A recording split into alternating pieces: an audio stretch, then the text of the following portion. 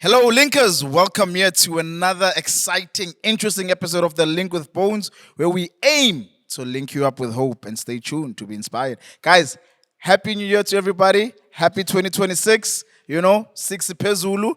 Yeah, man, it's a brand new year. I come with a brand new look. No, it's guys, not a brand new look. And Mad Dog, this thing, Papa Yam, it still disturbs me, man. Because the barber I have now, it takes 3 hours to cut my hair. So I need to know I'm gonna spend, a lot of time in the barber shop. You betrayed your first barber. No, You man. didn't even say goodbye to him. You Hey. just left. No, actually, guys, the episode that you see with Mna no Pastor Wise, that's the last haircut he actually gave me, and I look super duper there. But anyway, my thing is, my thing will go with the guest thing, as you say, the guest. Anyway, Mad Dog, how's it, man? 2026 Nganenjani? Is it a good year? So I was alone on the chair outside, gazing at the stars. Oh, okay. It was nice. Oh, it's as if you're gonna say you discovered gold or something. The way you're speaking, No, it was nice. I think that's the way to finish the year. to be alone. Not around these noises and people who act as if their debt will be done the following year. It's still gonna be. Still gonna be there. Mad Dog, quickly, man. What do you think of this thing that's happening? Because every year we have the same problem. Abandwana can't get into school, and you saw this whole thing at Depeni, editing primary. So what do you think of that whole thing? So we had this conversation. But let me just give context Okay, for someone who doesn't know. Yeah. So what's happening is in South Africa we have a huge problem where schools are very full, but now they are saying public schools are full because we have lots of foreign kids who are normally from other African countries. And there's a group called March and March who was very forward on that. They are saying the illegal immigrants or the illegal kids should be able to excuse themselves so that South African citizens can be first. So there's a whole ongoing battle. Yeah. So I'm going to try to speak in parables. So listen, there's a scenario. Kompela. There's a scenario, ne? Yeah. You are having, almost in a township. Yeah. You're having a 21st birthday party. You know what that means. No one is invited. Yeah. Everybody comes Yeah, in. they come, yeah. So then you decide, then you're going to send invites in the community that you have a 21st birthday for your child. Yeah. And then you go to KFC. You buy 21-piece bucket. Yeah. And with everybody else coming to the party.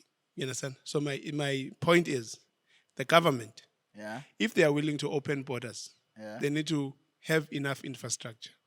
You understand? So they need to, the planning must be, but I don't see a problem. If a child is born here, the parents are from outside, they should have a school. They have a right to education. That's our constitution. So are you saying our government is incompetent?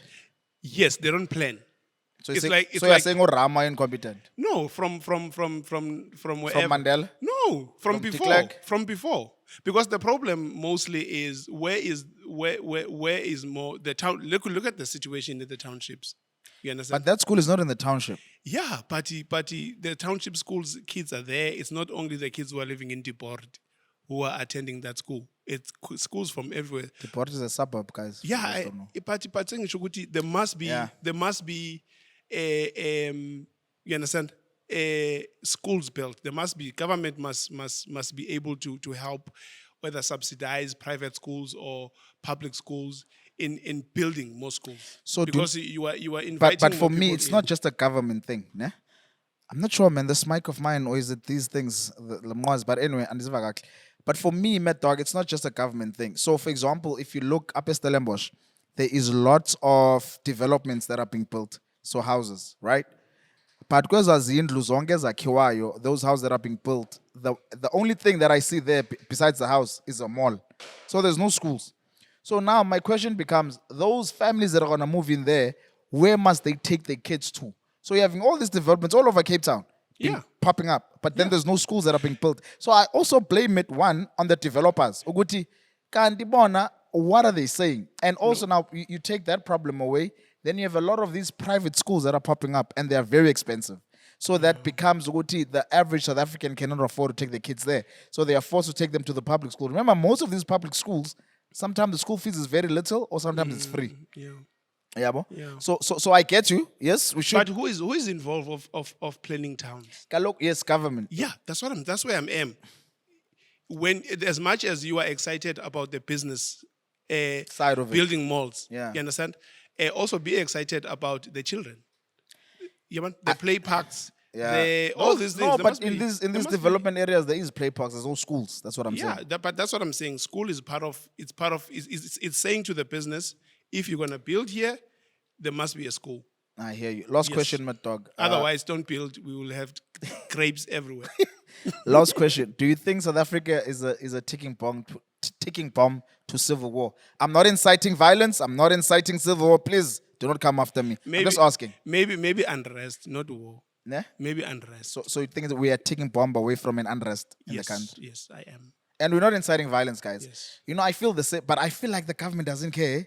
Yeah, if you have a president who doesn't say anything, Hey, I feel like that like guy, this guy doesn't that say guy is anything. chilled, You man. understand? He doesn't. I mean, we had, But as soon as something goes off in Venezuela, we are dead. we had Baba Zuma. Baba Zuma was always on TV saying something, even if we know it's not going to happen. I always He say, was when DJ Juarez was gunned down, guy said nothing. When the president of Venezuela was taken, we are dead. But besides him, I think government as a whole, I don't feel like these guys are being responsible, man. And even watching the Madlanga Commission when I'm like the people we put up there, like who interviews these people? Let's find a way to eat money this year.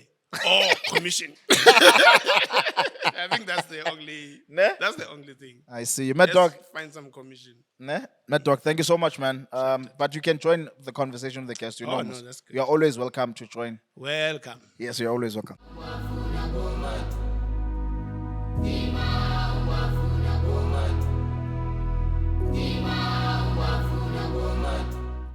Linkers today, it's a very, I don't want to say touchy, I don't want to be emotional about it, but it's a very, lack of a better word, I'll say sensitive, but not really sensitive, but I think educational episode that we're going to have. As you know, we don't introduce our guest, we let our guests introduce themselves. Hey guys, I'm not sure how I look, yes. Do I look like the for the camera? What's our trumpis? I see. So, we have a beautiful guest. Her name is Abigail. Abigail, how you doing? Hi, I'm well. I'm very well, thank you. How are you? I'm good, man. Abigail Smith, right? That's right. Exactly, man. Can you tell the people who is Abigail? So, I am first and foremost a child of the Most High God. I am a mother. I am a citizen of South Africa. I am an entrepreneur and all the wonderful things. But before all the wonderful things of where I am now, I was trafficked in this country. I'm a survivor of human trafficking, so oftentimes I lead with that because it has engulfed the majority of the last 6 years of my life. So, and that is, I think, a lot of what we will talk about today. Yeah. What happens. So, yeah. Yeah, man. Before we get to that, you know, that's the thing, guys, that you're leading with. But before we get to that, just tell the people. So, Abigail, where did you grow up? You know. I'm from Pretoria. I'm a Pretoria girl. I grew up mostly there, a little bit in KZN as well. Cap Which City. that's why I can speak English at all. Because of KZN. Because of KZN, went to an English school, and so they blessed my life, actually. Yeah.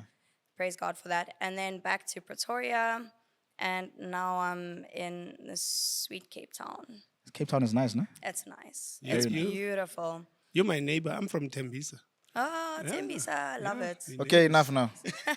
Not having a We're joke. bonding, Not we're having a Gauteng reunion here, please. Otherwise, you must go back. I'm joking. So was it nice? Did you have a good childhood? How was it growing up in Pretoria? Oh, listen, Pretoria was fine, but my childhood wasn't. And I don't really want to get into that too much, but my childhood was no good. No? Yeah. Do you ever go back to Pretoria? I'll be going back soon. Oh, okay, that's great. Yeah. Oh, okay. So, but you haven't been there in the longest time. No, but there's a criminal trial coming up, and I'll be testifying, so I'll be back for that. There. Yes. Okay. And how was KZN?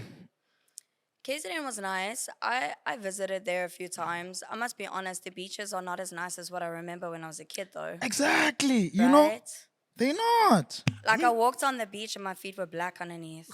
Barefoot, like- I got married there in Pijamarisbeek. Then we went to KZN. And then 2 years later, we went to another wedding in KZN. I was like, this is a different place. Like in Yeah. just 2 years. Yeah, it's like, It's not nice anymore. I don't want to go there. Ah, yeah, I don't know what's happening to Durban, man. It's like the infrastructure is fading. It's not what Durban used to be. You know what I Yeah, mean? it's not what it was. Ah, not at all, man. Not at Yeah. all. But Abigail, so let's get kind of straight to it in a way. So I came across you because, or let me explain first why I interview. So I have a conviction, strong conviction, Nice. of wanting to interview um, ex gangsters who Okay. then, change their lives around. Amen. I have a strong conviction of wanting to, so for education, because Yeah. when you look at townships and all these things, lots of gangsterism happening. And I have an option of just complaining about it, but I'm not trained to go fight and whatever. But what platform do I have? And this is the platform that God gave me. So Amen. it's one of the reasons. And the second one is why you here, obviously, it's people that went forcibly into prostitution or who were trafficked and to say their story Yeah. and things to look out for and also education around it. And also then people who were not forced, who went there willingly, but then have changed their lives around because they saw maybe that's not the way to do things, and all of that. So I think this year we will be having kind of guest similar to this, just explaining the story and speaking about the story and what happened. So yeah, man. So if we take it from how I know you told me that you were trafficked because you got into a car with a stranger looking for a Yeah. lift. Can you tell us what happened there? Okay, so as I already told you, I'm a Pretoria girl, but what happened was in Joburg. I had just recently received an opportunity and I was working in Joburg for about 2 months at this point. I was working in a media house, it was a radio station. I was doing the back end blogging and I was just starting to do my own show. I was still training. It was all exciting for me. There was some tension between me and my manager that just got like it took me to boiling point at some point, and I just left my office. I was like in a rage and I just left and I walked blindly. But I want to give you some context because I was an addict for about 11 years, and in this state I used it as an excuse to go pick up, and I picked up drugs and I was using at the same time. So now I'm chilling. Just wait. So you're addict in what kind of drugs were you doing? Methamphetamine, Shucks. Heavy stuff. heavy stuff. Yeah, but I mean, like it was years in the making. So I mean, it didn't start there. We got there eventually. Okay.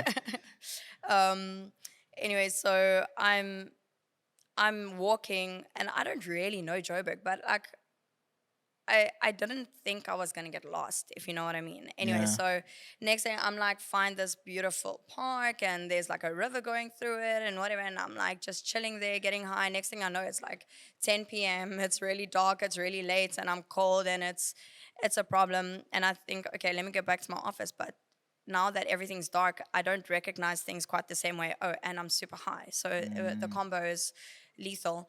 And I probably would have had opportunities to ask for help a few times, but because I was high, I was a bit scared to ask anyone. And I walked and walked thinking I would find my place, the office where I was working, because for sure I wasn't going to get our address. Like where I was staying at the time, I really didn't know the address. I was driving with colleagues.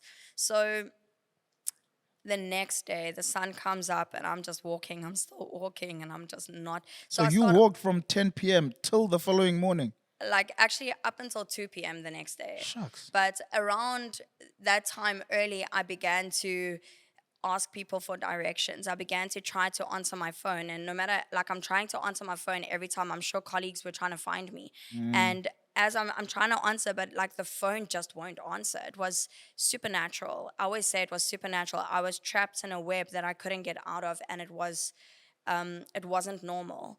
Anyway, so, and every time I ask for directions and I go left or I go right, and it doesn't matter what direction I go, I always find myself walking past the same places over and over and over. And on one of those places where I came to the end of myself, I said, okay, God, I know I messed up. Like, I'm acknowledging, like, I know I'm in the wrong place, doing the wrong thing. And I can see that this is a spiritual problem. Anyway, so I take my drugs and I say, okay, I repent, I'm gonna throw it away and I'm never gonna touch this stuff again. And actually, there was that part of me that really didn't want to use anymore. Like, I've come to the end of myself a few times, and this was one of those times. And it was like 10 minutes later, a guy stops to offer me a lift, and I thought it was a sign because all along no one was really helping me. I'm like And really now trapped. once you giving up and everything. Yeah, Yeah. so I don't want to go too much into the spiritual side. That part of my testimony is available, but I'm just going to tell you the facts rather. Yeah. Anyway, so the guy stops. He says, "Okay, I'm going to take you to the office, to your office," and I get in the car, and the first thing we do, we exchange numbers, and he takes me not to my office. For the sake of time, I'm just gonna cut it a bit shorter. Yeah. He ends up taking me to a guest house. Sorry. He takes me to a guest house and takes away my ID and my phone and my things. He spends maybe, I would say, like 6 to 8 hours speaking fear into me. I blocked most of it out because I can't remember what he was saying. I just remember it was like this continuous threat. I remember some threat, but I'd rather not say it because it wasn't a very nice thing to say. So I'm not going to say it here. Yeah. But it put some level of fear in me. I'm not a very fearful person at all, but it was like, oh my gosh, I can't believe this is my life right now. Then he proceeded to do things he shouldn't have done with me. And then from the next few days, like trying to get me to work for him. So he took me to the shop like the next day. We were gonna buy clothes and food, and I'm like, I'm gonna feed you, I'm gonna look after you, but you gotta make money. Was the situation. So he took me to a lingerie shop, and I was very shocked because I had to pick something for myself. I had some freedom to choose what I would wear. That was like the only freedom I knew for the next 6 months was choosing what lingerie I would wear. And the most modest thing I could find was a schoolgirl outfit, which I thought was pretty sick, but I opted for that because it covered everything. And he had a photographer come take photos of me. It was posted online. And now, mind you, he's not in the photo with me. So it looks like I'm advertising myself. And he issued me with a work phone, and I was supposed to take calls. I fought it really hard. I didn't just do it. I just put the phone on silent. I wouldn't do it, but he continued to threaten me. And eventually, like after him, he tried guilt tripping me, like, oh, this guest house costs money, and everything costs money. And he would eventually. I still never used drugs. For quite a while, but eventually he left some there, like in the open, and he left me alone there for a couple of days, and so then I started using again, and I think that kind of like opened the door to the next wave of what happened. He took me from there because I still refused to work. I couldn't see myself doing it. Like, I'm not gonna do that. I'm not going to allow myself to be bought by several strangers that I don't know every day. Like, I'm not going to do that. And he took me to another house where actually he was keeping several other girls. And now I was still fighting it. I begged him to let me go. He wouldn't let me go. And I saw how the other girls were being treated. It's a properly structured system. It is a business that is worked out. It's like if you do A, it will equal B. It's not like it's very organized. He had a right hand man and another guy working for him in the house. There were three other girls, and at a time, another girl also came. And so the one girl used to get beat up a lot. The other girl used to get away with everything. I couldn't understand it all. But eventually, I said to myself, like, this is not working. I'm not getting out. And I decided to change tactics. Like, it was a conscious decision that I made. I said, okay, because we were locked in and there was someone manning the door. Like, there was no getting out. And even when they call, like your clients would call you, they are sitting there listening to your exchange. There's no such thing as privacy. You're not really a person. You're not treated as a person. You're a work asset. And I said to myself, I'm just going to throw myself into it completely. I'm going to act like this is what I want. I'm going to act like I'm on the team. I'm on board. We're doing this. We're going to make money. And in that way, I was going to earn their trust. And when I have their trust, I knew I would find a weakness. And so all along, I just kind of put away my things, and I said, I'm going to engage with this in a way that I'm not going to allow the guilt and the shame of what I'm engaging in to fall on myself. I'm not going to I'm not going to receive that, because there's a lot of guilt and shame in doing those kinds of acts. But I said, I don't really want to be here.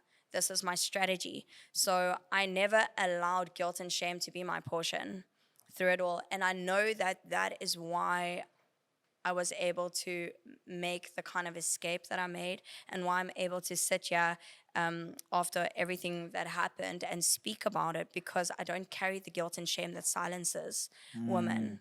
Just before you carry on a bit, I just want to go back. So you tell me, so this is just a house. So when your clients call or come, does the thingy happen in the house, In the or house. or do you go out to the clients, to whoever the clients prefer? Okay, so there is such a thing as a call out, and then obviously they pay a lot more. So we had three services. Either the client can come to the house, they give you the money. The my perpetrators were Nigerians, so I just always say the Nigerian. So the Nigerian was in the room next door, and then so you take your client to the room where it will happen. You Yeah. take the money from the client, you go next door, you give the money immediately to the Nigerian, Nigerian, yeah. or the one that's manning the door. They are never seen by the client. It looks like it's you yourself by the house. No one knows that the whole house is packed with people. They're all like quiet in the rooms next door, in the two rooms even, because they would always, there's other girls and there's the other guy working there. So the whole house is full of people. They can hear everything. Okay, and then sorry, and then the other girls. Yeah. Okay, so you're saying you have three services. It's either you'd come to the house or you would. Or you would get a call out, and that would be like more than double the fees. So then your Uber driver, the Nigerian, drives you Yeah. to the spot and he waits outside for you. So then you go in, you see to the client's needs, you come out, and he brings you back.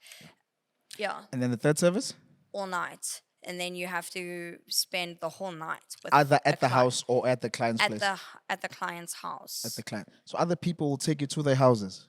Yes. So you tell me. I just want to understand. So and it might be a very stupid question, because I'm not there, but I just want to understand. So so the Nigerian Uber driver drives you to the house, Yeah. and then when you're done, he fetches you from. So there's no way in between of escaping, because they're there the whole time.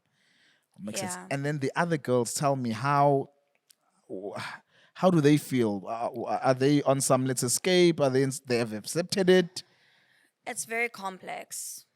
It also depends on how long the girls are there, how long they've been trapped in that kind of situation. These things, all those little things factor in. I don't know if you've ever heard of like, what do they call it? Cabin fever.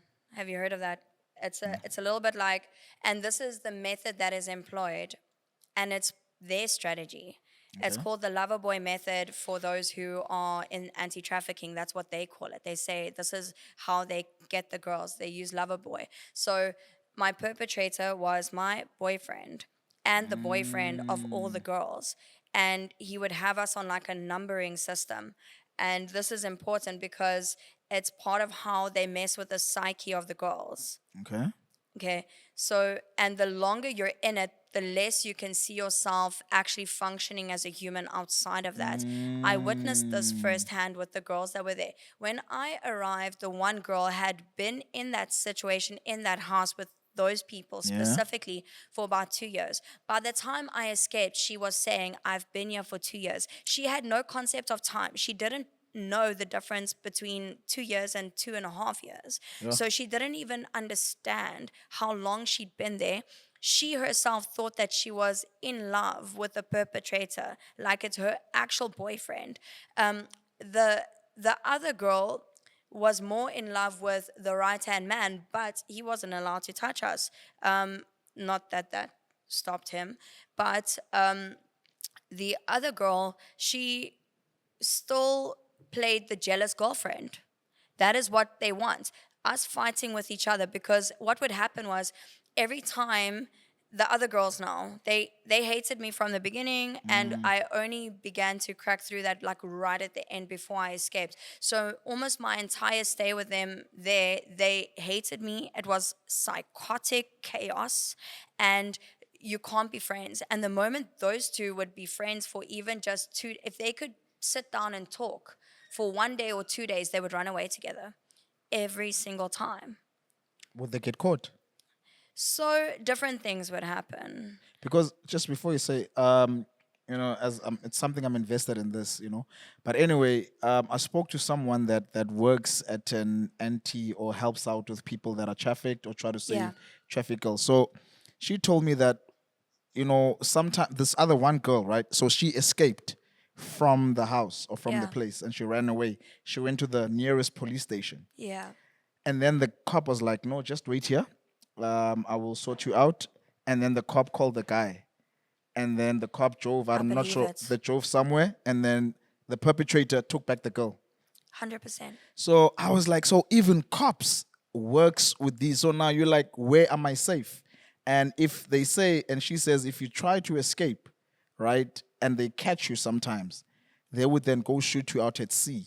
And then they would show other girls what they do. And they say, see, if you try, this is what's going to happen to you. That's the fear that they would, put in. But this is only in Cape Town. So I'm not sure if Yeah. it's the same in Joburg. So this is a nationwide problem. It's not a local problem. Locally, it's worse, I would say, here in the Western Cape, because there's no, and you can tell because there's never any convictions against human traffickers here in Cape Town. So that's a good indicator that the problem is worse here. In Joburg, there are more convictions, but it's still very bad because our clients are cops. Sure. The amount of times I witnessed us, like for instance, when we were on a call out, what would happen is there are always cops on the road, right? Words are not exchanged. Hands, money, that's what happens. There are no words. They all know each other. They know each other already. And this plays a big role in my escape as well because I couldn't go to the police when I escaped. Because you knew that they're working with them. You don't know. You don't. I'm not saying every cop is. Yeah, not every cop. No, no, Not no, no, every no. cop, but you don't know who and who not. You don't know who you can trust. But remember, at the beginning, I told you I was working at a media house. Yeah. So that media house had a community outreach where there was the spokesperson of Santon Police would come in on a Tuesday morning for half an hour. I mean, the way I remember these details is like a miracle from God because I even remembered his phone number because I wrote the blog and I wrote his phone up. When I escaped, I phoned him.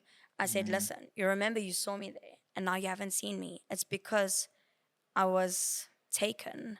I was held against my will in this house. So he takes all the details from me. It was amazing. Wow, 1, 2, 3. They went, they arrested everyone.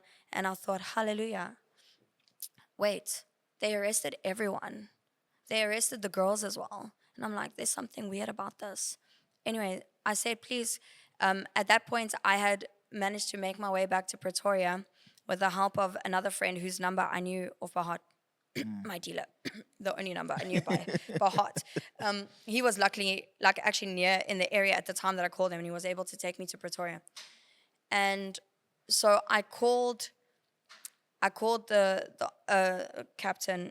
I actually don't want to say his name because it's fine. he's still a captain. Don't say his name. It's shocking to me, but anyway.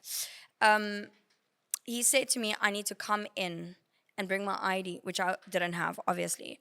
I need to come in and prove who I am and things. And they were going to also give me a tip or fee because it was a big arrest. It was a huge drug bust. It was big. And I was like, okay. And then the next morning, I don't know why, I just felt like I should phone before I go.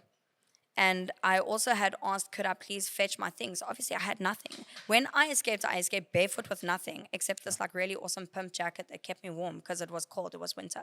Yeah. And he's like, no, don't come here. This house is owned by mafia, da-da-da-da, all excuses. And after that, he got really weird. He blocked me. He wouldn't talk to me. And I knew my life is in danger.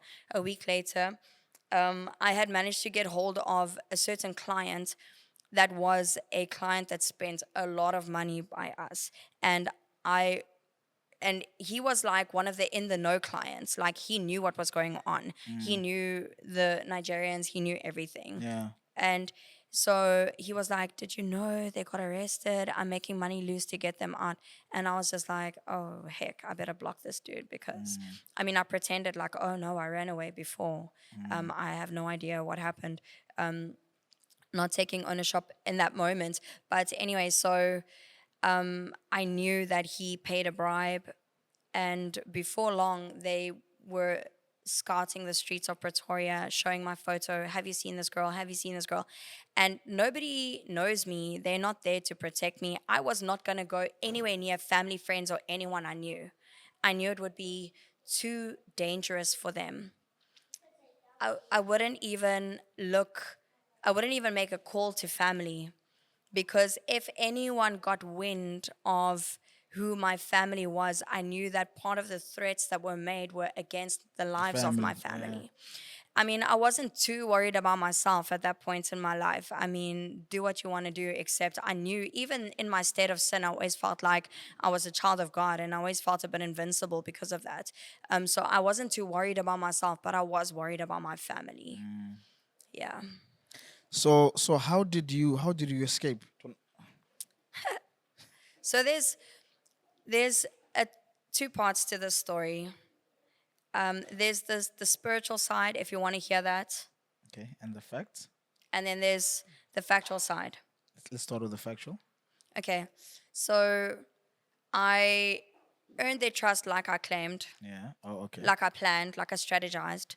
I was the only girl with a smartphone, and with this, I really advocated for it. I said, if I get a smartphone, I'll be able to talk with clients on WhatsApp.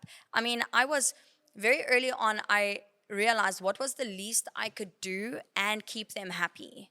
So, and I was very stable with that. I did the least every day, not doing more, sometimes doing less. And so I said, well, if I get WhatsApp and I'm able to communicate in this avenue, it will increase my sales. Yeah. Like, I'll be able to do so much better. And they were like, okay. And they allowed me to, with my own extras money, buy a phone. So you got money.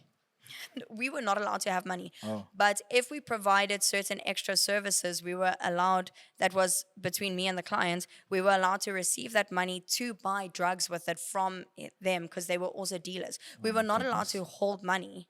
Every time I tried to accumulate a bit of money, if ever you fall asleep, because you don't sleep because you're on drugs, but every now and then after like 4 days or 5 days, you might fall asleep Yeah. like I did.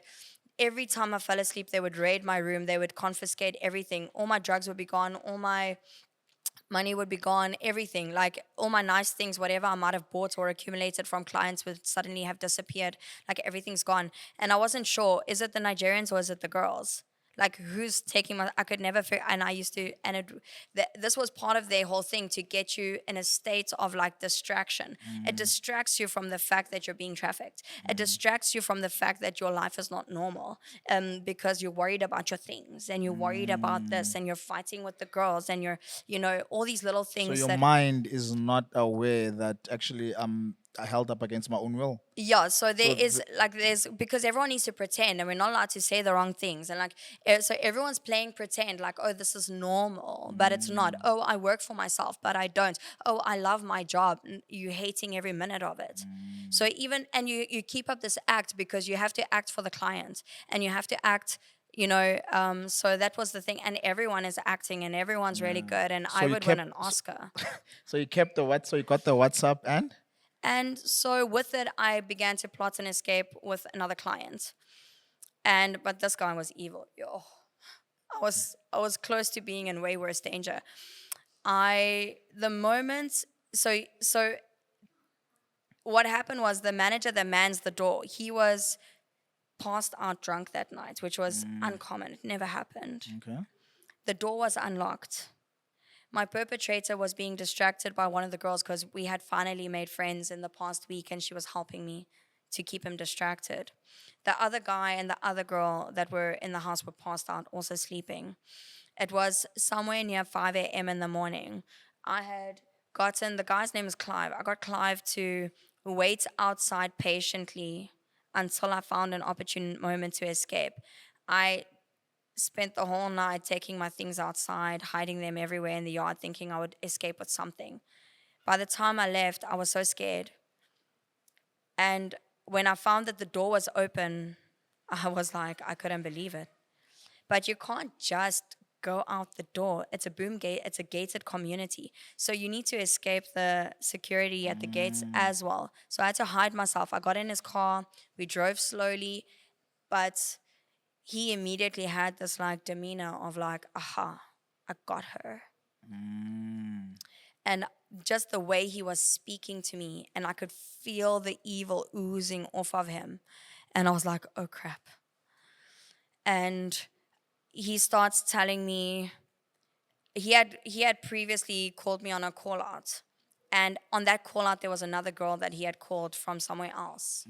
And he begins telling me how it took 2 years to track this girl down. He begins telling me stuff. That was like a major red flag. He begins telling me he's got a client for me. I'm like, what do you mean? He's like, don't worry, you don't have to have sex with him. You just have to sexy dance. I said, I don't sexy dance. You guys saw me. I don't dance. Okay. And he said, don't worry, I've paid someone. She's the best in the business and she's going to teach you. So he was that determined. I'm like, every fiber in my being is shouting, you are in danger. And I said to him, I have an e-wallet. It's $800. I need to draw it. Can you stop at an F&B? I've been to his house before. And through the things that he told me, I realized that he was keeping several girls. I can't remember the exact number now, but I think it was like 10 or 13. In that short space, he's told me a lot of stuff. So he drops you at the ATM? So he drops me at the ATM. But as he stops at that garage, I recognize the garage. And it's the one just before Alexandra. He was about to take me into Alex. Do you know Alex? Yeah, I know Alex. Bruh, it's so far from his house. And I don't even know what I escaped. I praise God that I don't know what I escaped that day. So the moment I get out of this car, I start making a scene. I start shouting so that everyone's eyes can be on us. And it's now because he was driving so slow to get us out and we were waiting for the right, like the sun was coming up. Now it's like, I don't know how, but it's like almost 7 a.m. And a car drives by and it's a man and a woman, a daughter and a son. So it's a family and they're dressed for school. And I don't ask. I jump in their car and I say, get me somewhere safe. I don't care where, just wherever you're going, drop me off down.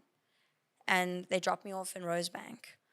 From there, I phoned the police officer that I mentioned earlier, whose number I remembered, and then the dealer, and so on. And that's how the story went. Wow. Sure. I want us to speak. I know you have a trial coming up as well. Yes. And I know you want to speak about that. Just before we get into that, not advice, man, but if you were to speak to girls or the Yes. nation or whatever people, what red flags are there to look out to be? Because I know you're involved now within the human trafficking space. You know, because I know some people get a call, you're getting a job in Durban, and they're from Oh my Cape Town. gosh, Then when they get to yeah. Durban, it's not a job, and so what are the things to look out for? Well, there's wisdom in in many counsels. How does the word go? How does that scripture go? It's wise to have many counselors. Okay, Yes. so don't ever take a job opportunity that you haven't ran past people and everybody feels like, oh, this is a great opportunity. Like you got friends and all those things. But even more importantly, there's a thing called the hotline. There's a hotline number. It is 0800 222 777. Very easy. It's toll free. And they can actually help you to validate your job opportunities. They will help you. They will What's the do number the again? research. 0800 222 777. Okay. That is the 821 hotline. It is a national hotline. 821 mans at 24 hours a day. This is the number that you'll call. If you see something, say something, call this number. If there is even remotely a suspicion, allow them to action people to investigate. You don't have to be involved, but you can report what you see. If you see something, say something. If you see, for instance, there was a moment in time where I'm sure people saw that there are 3 girls that are dressed maybe a bit scantily, driving with a Nigerian are at a hospital clinic, not a public hospital, a private one. I mean, those people are all on the payroll, the doctors and all of them. You can see this is not a normal situation. Everyone's being STD tested. I mean, do you really think he's just got 3 white girlfriends? Like, let's be real. This is not a normal situation. And tell me, are there girls that prefer, not prefer, maybe it's a wrong word, man, but will have given up and they'll rather stay there and will speak against, the escape or something like that? Oh, 100%. There are girls, they are brainwashed. They actually, the girls that I was trapped with, they sell themselves. They go, I don't want to work for you anymore. Sell me to this person that's also in this industry. Also, they wanna, it's like jobs, like they wanna move from this company to that company kind of a thing? It's, yeah, it's unfathomable. They know themselves, to them, their value and their commodity is all they know is themselves as a prostitute. And they don't own themselves, they are owned by. So the feeling or the thought of you being free scares them. It has to, because they cannot. There's too much to say on this. Specifically, if I just stick to my own story and not all the other stories that I know. But if I stick just to my story, there came a time where there was a hawk and he made an arrest and my perpetrator was arrested. And during that arrest, one of the girls got rescued. During the same arrest, the other girl was already working for another different perpetrator. I don't know from what nationality, so I can't say. Yeah. And she is still in that house. And so the rescued girl went to rehab, and she has since RHT'd, ran away. The police are looking for her, obviously, because she is a witness in this case. She wrote a witness statement. She went to the police in a secretive kind of way somewhere else and made another statement to say that she was never ever trafficked.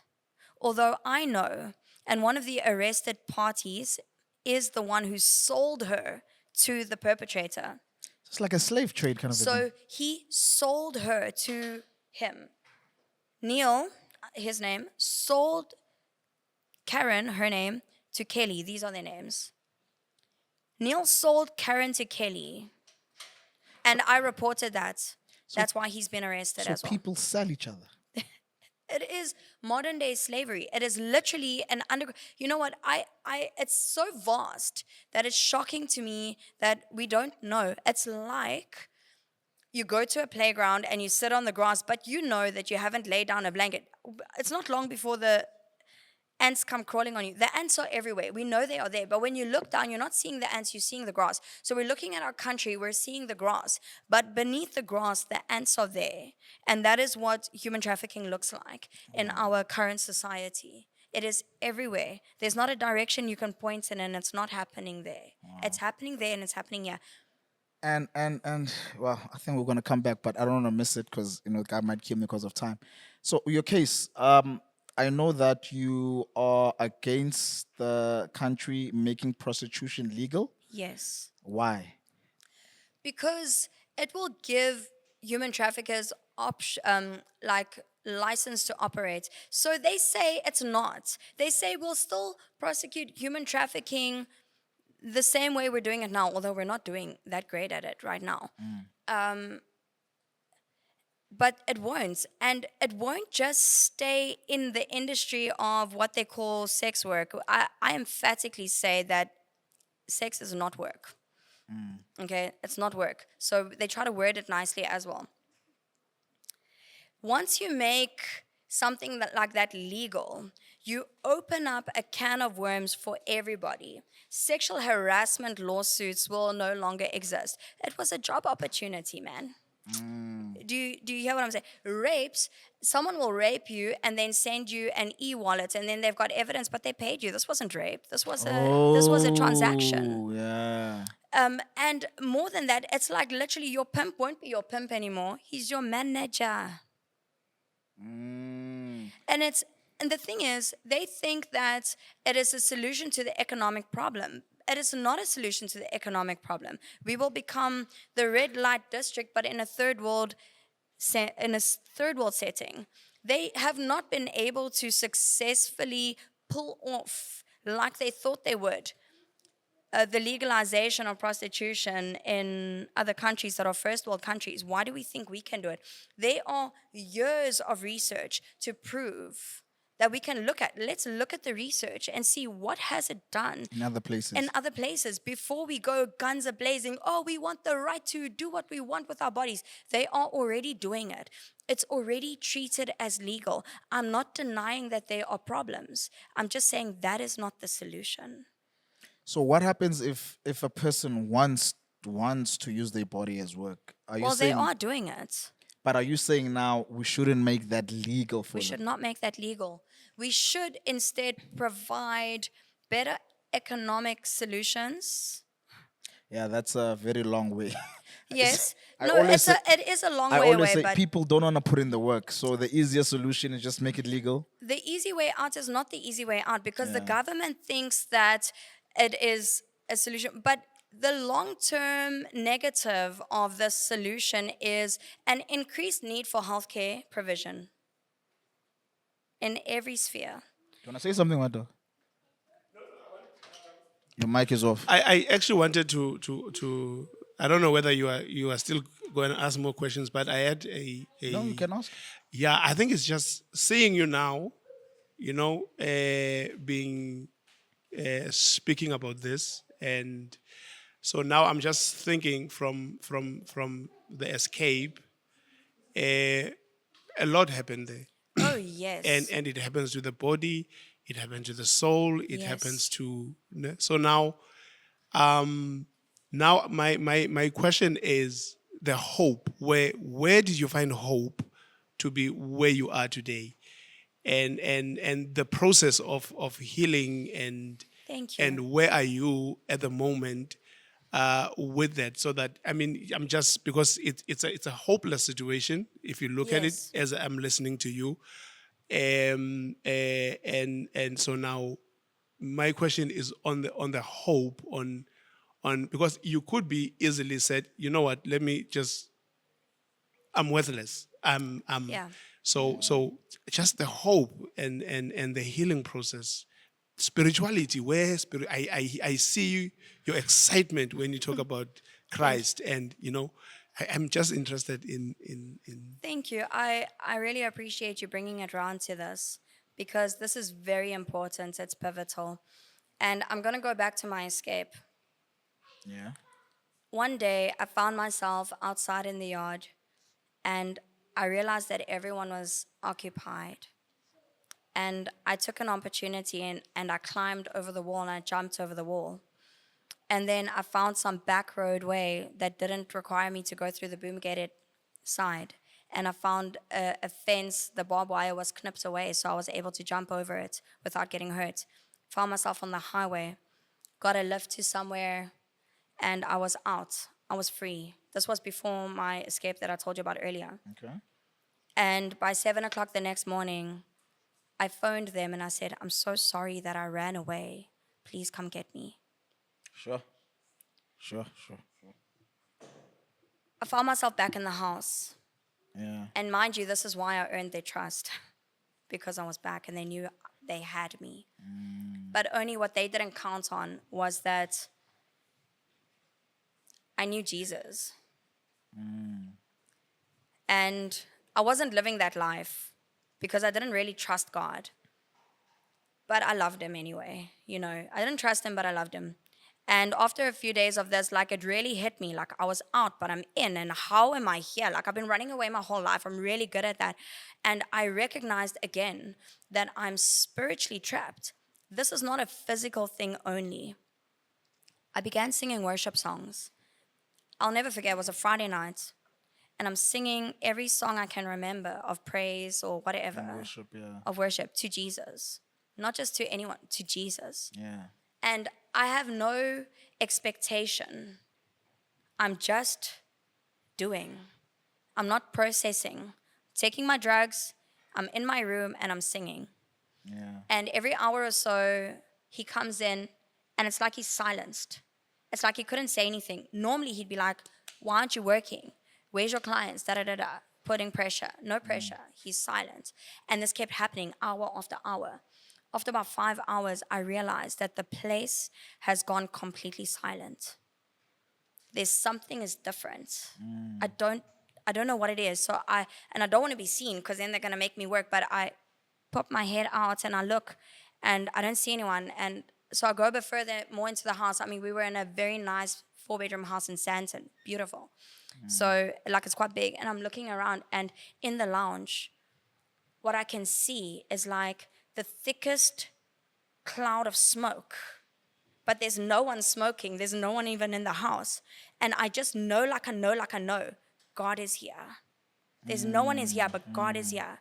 And I start crying out to God and I say, God, why is my life like this? Why am I in this kind of trouble? Like, why? Like, da da da da. And I'm just crying and I'm moaning. And He speaks to me.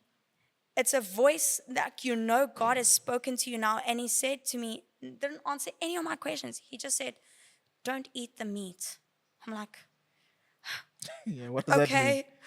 And I'm like, okay. And I suddenly become aware of like witchcraft in the house, here, there, and everywhere. And I'm burning things up, and there's no one in the house. He didn't say there's no one here, run away. He said, don't eat the meat. So now I have to follow this instruction. Anyway, so I follow this instruction. I don't eat the meat for several weeks. Not like we were eating much anyway. But then the escape story happened. Then they were looking for me on the streets of Pretoria, and they came really close to finding me. I was in a very dangerous spot, and I felt Holy Spirit said to me, and I'm telling you, I could hear His voice so clearly in my ear. He said, go over there. So I crossed the road and now I'm at a garage that's open 24 hours. So there's people around me. And as I get there, their car drives past me. And I'm like, I sat there. I'm telling you, I was frozen to my spot. I was so full of fear. I was so scared, but I knew I was safe because they couldn't do anything to me as long as there were so many people around that worked there. And they drove around and around for hours like sharks. I felt like I was in the ocean on a being raft, surrounded being by sharks, surrounded by. yeah. That's what it felt like. Eventually, they left, and eventually, the guys that worked there said to me, "You can't sit here. You gotta go. Like the sun is coming up. Customers are coming here." Like I was looking dirty and scruffy, and so I left and I was trying to see if I could clean my feet on someone's like wet grass. It was like, anyway, so the guy whose house that was, he pulls out in his bucky. He's like, are you all right? So I'm like, no. He's like, do you need help? I said, yes. He said, get in. I get in his bucky, takes me to DSD, literally just drops me off there. DSD, sorry, this part of the story is actually a bit long. I hope you have time. Do we have D- time? Okay. DSD, they were like, they normally don't receive people this way. Anyway, they take me to DSD is Department of Social. Department of Social Development. They are the ones that are in charge of anti-human trafficking activity. Yeah. Them and the Hawks, amongst others. But anyway, so they take me to a shelter where I'm being watched by Hawks and by Nigerians. And I'm aware that I'm being watched. I'm so aware and I'm so scared. I magically, after all that time, remember my dad's phone number that he only ever told me one time. Again, God just, my memory's not great, guys. But this is the second time. I remembered the police phone number. I remembered my dad's phone number. God is in it. He's with me, and I'm acknowledging it with these little things. Yeah. Anyway, they take me to another safe house. And I was just so determined because snitches get stitches. But I'm feeling a bit resilient is what I told myself. I'm not going to be afraid. I'm going to speak up. They want me to be quiet. I'm not going to be quiet. I don't care what that costs me. So I'm pointing at everyone, even the police. I'm pointing at everyone, a finger at everyone, every name. I'm telling them this one did this one did this, and this one. And anyway, so I'm in the safe house, a week and a half go by, and I have no desire to change my life. I'm on this path. I'm pursuing justice. And a deep sleep comes on me. And I'm laying in my bed, and I have this dream, a vivid dream, and God is telling me to get out of there. And I wake up, and I think nothing of it. The same thing happens the second day, the same dream. Same thing happens And the this third is day. a safe house. It's a safe house. Safe house, fairly in Gauteng, so it's in the same vicinity kind of where it happened. Not really close, but still too close for comfort. And it happened 3 days in a row. When it happened on the third day, I knew God is speaking to me. He's telling me to go. I'm in a safe house. I'm safe, but I need to go. I run away. I escape. He literally said to me, N1 to Cape Town. I hitchhiked up here to Cape Town with nothing. I lived on the street for a month. I immediately got a job working in a bar. But again, God encountered me. I'm still on drugs. I'm out of that situation. I'm not out of danger. At this point, I'm injecting thick in my veins. Sure. It's not like I'm on some other kind of level, but I'm praying nonstop because I know I'm encountering God. God is with me.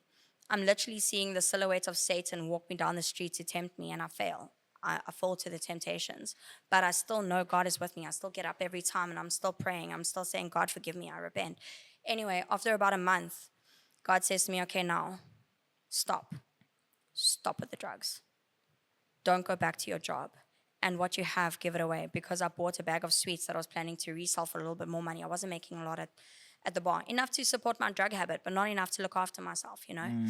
So I'm like, okay, I don't know what am I going to do. If I go left, I'm walking into my dealer. If I go right, I'm walking into my job. Yeah. So now where do I go? And what I have, it's all I have. God's telling me to give it away. So do you know what I did? I stood there and I didn't move. Again, I was at a 24-hour garage at the time that he spoke. I'm standing there and I just didn't move. And the whole night goes by and the whole day, and I'm just still there. And I'm still there. 2 days go by and God speaks to someone else, says to her, go there. She comes to me. God gave her instruction and she obeyed. And this woman connects me now to 821. I'm cutting it short now for the sake of time. But just tell people quickly before you go continue. What is A21? 821 is a global anti-trafficking organization that walks the journey with survivors of human trafficking. They do a lot of things, but they man the hotline. They helped me to heal through various programs, and they do a phenomenal job everywhere. They're kicking butt. So they came, they picked me up. They took me to a shelter. I refused to go to a safe house at the time because I didn't know why God told me not the safe house. Like, I don't know why. At the time, I was in fight or flight mode permanently. Oh, I didn't mention this part yet, but I escaped pregnant. So I was also pregnant through all this. And my, sorry. So I'm at a shelter, and so I do an outpatient rehab program. And all along, I'm worshiping and I'm praying because I know I've had these encounters and I can see the favor of God in my life. I'm still not eating the meat. So I'm being blessed with the most yummiest food I could never feed myself with. Never, God was just providing for me supernaturally. Then when it came time to give birth, because you don't live in a homeless shelter with a baby, I'm like, okay, fine, I'll go to the safe house. I end up going to a safe house that's at the time, it was the only anti-trafficking or survivors of human trafficking allocated safe house in our country. The only one, and I begin to, in hindsight, realize that God sent me to Cape Town not to get away from the safe house, but to get to the safe house. The one that was going to provide the holistic care I needed to help me to heal. The one that was going to lead me to the army of saints that were ready with arms wide open, all the resources in the world available to help me to heal. 4 years of going through different church programs, deliverances, safe house healings, DBT training, everything under the sun that you can think of, counseling, what do you call this, occupational health, like everything available. It was given to me for free, and I grabbed every opportunity, even skills upliftment. I learned how to sew. I learned, like, everything I needed holistically was provided for me.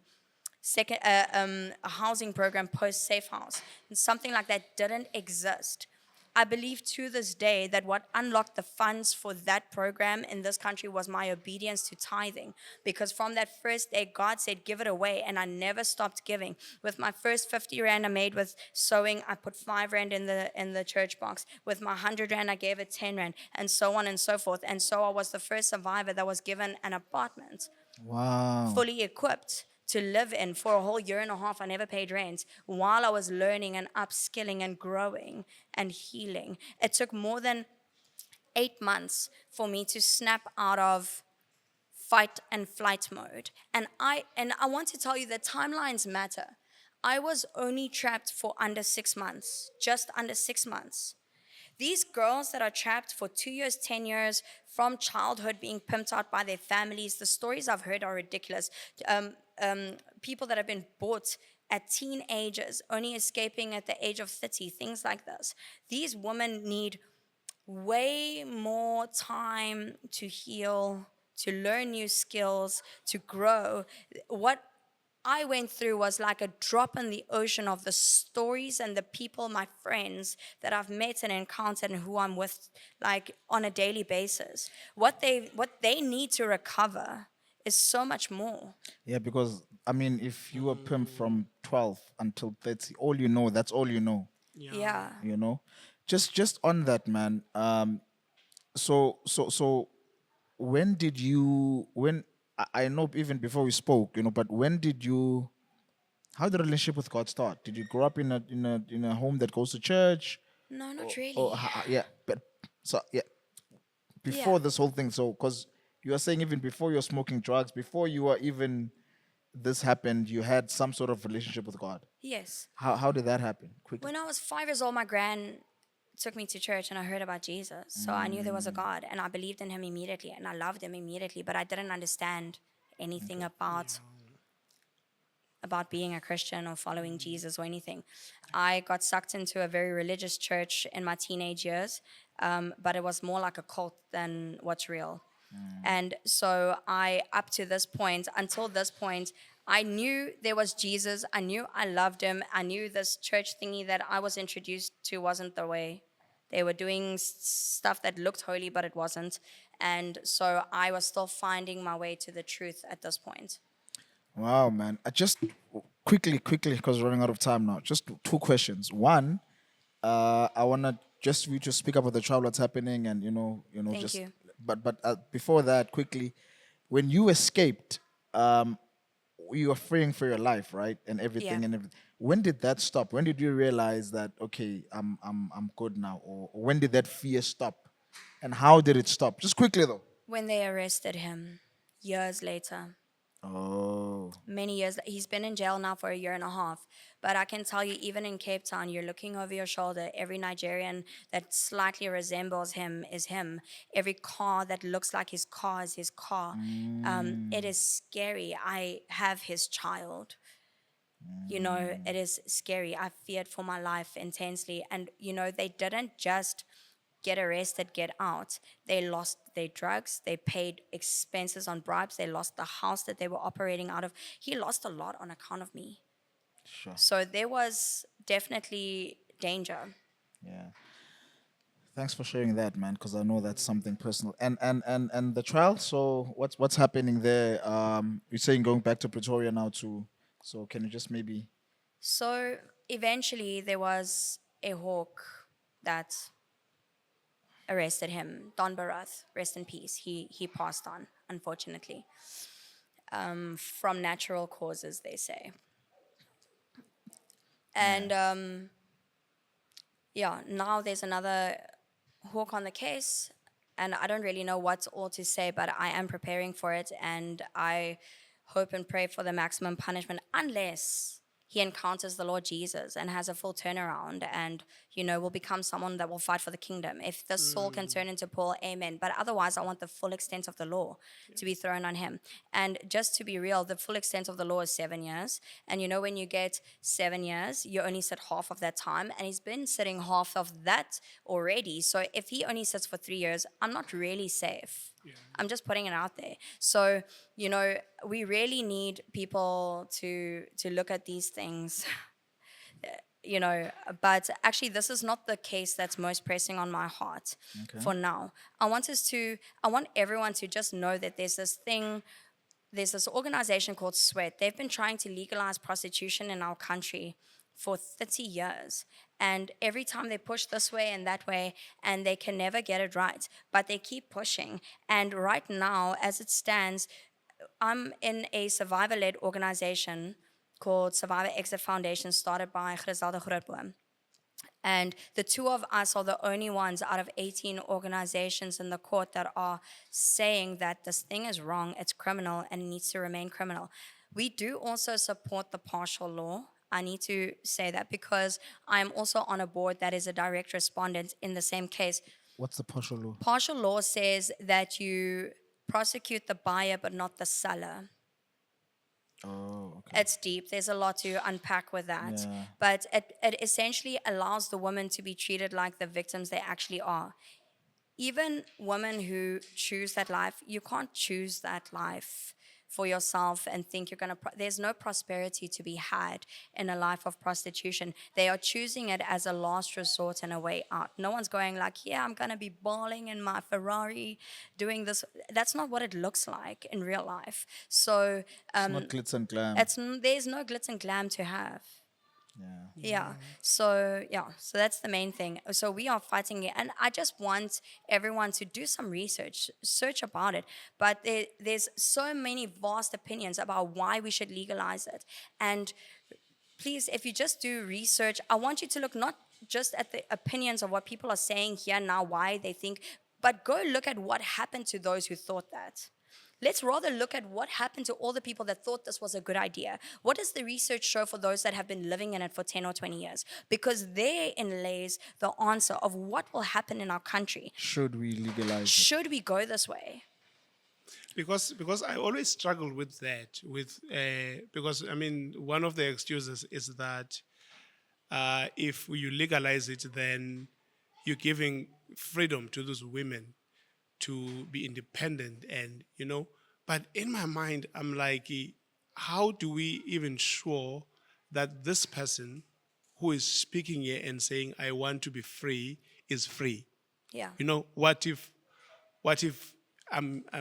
this person is sitting here, there are threats, there are, or also, how are you free if you're working for somebody who is dragging you, who is, I'm Very like, coercive. where is, because I'm like, where is freedom in this thing? I mean, even if I went there because of poverty, is that freedom? Do you get the it's not idea? freedom, Is that yeah. freedom of am I doing this freely, or because there is something that is pressuring? Because I was trying to think, where is freedom in and also the when is parenting work, when is sex work, when is I'm just thinking about these things.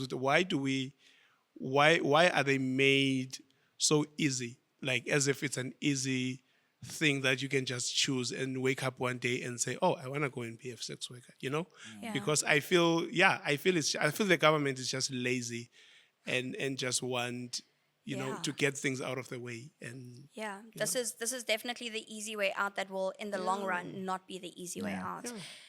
Sorry, man. One, Yeah. one Continue. fact, I just want to give you one fact to give you an idea about the research. So, research from Germany and other countries, multiple countries put together, that have implemented this legalization, they have shown that the prostitutes have as high the level of PTSD as war veterans coming back from war. Sure.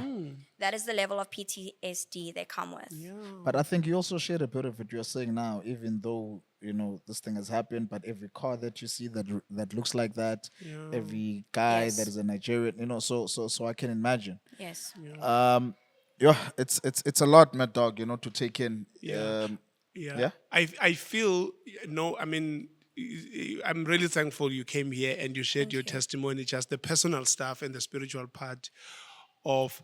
But I think maybe I don't know, somehow there needs to be a space where she can come and just talk about then The spiritual part. just the industry, on just an awareness of saying, listen, this is what is happening around this, because we don't know. Yeah. We insult people, we call them prostitute, we don't want them to touch us on the road.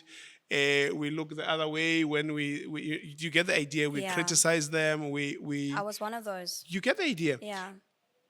But the reality is that we don't know. We don't know. We don't know the just having a backstory. conversation, just having the conversation, you don't know how much you can help the person. Maybe you cannot help them escape.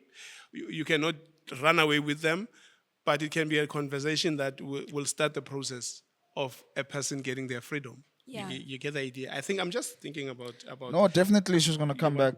Yeah, Definitely yeah, Abigail's those come things back. are- Abigail, before you close, you said something interesting to me. You said don't eat the meat, and then you spoke about witchcraft, and then you moved on. So Yes. do you believe that? So do you These guys believe don't play. that there's witchcraft in this as well? 100%. There's definitely witchcraft. They do extensive witchcraft. So that to mind control you and to keep you in that state. I don't know how your viewers will receive this, but let me give you an example of the level of witchcraft that they are Don't operating go deep, in. and we're out of time. Are we out of So time? 2 seconds. Okay. All right. We went to the spa one day, and everybody, he carried the atmosphere, he controlled the atmosphere to the point that everybody stood still. They were not moving. They were staring at us as we went through, like, as in, whatever they were doing, the moment we walked in, everyone stop, and then we do our thing, and when we leave, they can resume. That is the level of witchcraft control they were operating in. Yeah, I think I'm gonna call you next time because one of the people that I spoke to that worked with some of these at this organization, some of these guys they are pastors at their churches. They, the Nigerians, they are pastors, and now I'm thinking this witchcraft thing, and I'm trying to put together. But anyway, it's a lot going through my mind right now. Just Guys the gonna last kill thing. us. Just Yes. the last thing. 5 seconds, my Be, dog. be spiritual. So what I'm getting out of this, it's David saying, even if I walk in the shadow of death, Yeah. you are there with me. So your story. And the second one, I think just personally, is the story of the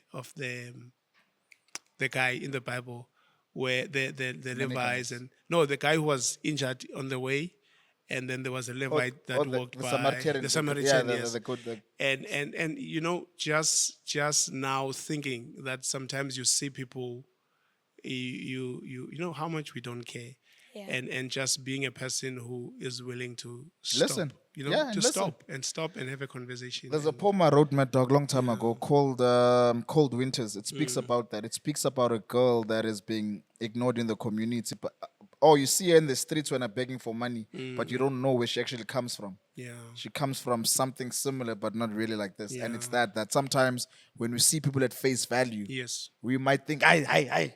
But actually, there's a Yeah. backstory behind it.